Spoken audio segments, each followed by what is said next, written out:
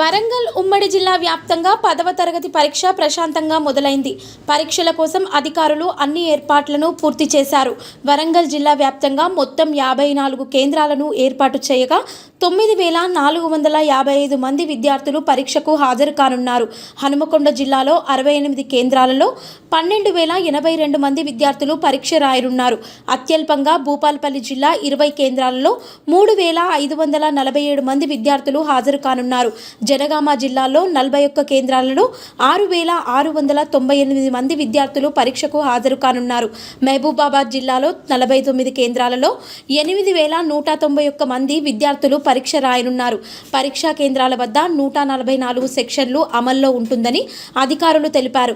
గతంతో పోలిస్తే నూతనంగా ఏర్పడిన కాంగ్రెస్ ప్రభుత్వం పరీక్షా కేంద్రంలోకి 1 నిమిషం ఆలస్యమైన నిబంధనలను ఎత్తివేసింది. పరీక్షకు అదనంగా మరో 5 నిమిషాలను కేటాయించడంతో విద్యార్థుల తల్లిదండ్రులు హర్షం వ్యక్తం చేస్తున్నారు. పరీక్షల నిర్వహణ సరళిని ప్రత్యేక ఏర్పాటు చేసిన ఫ్లయింగ్ స్క్వాడ్ బృందాలు పరిశీలించనున్నాయి.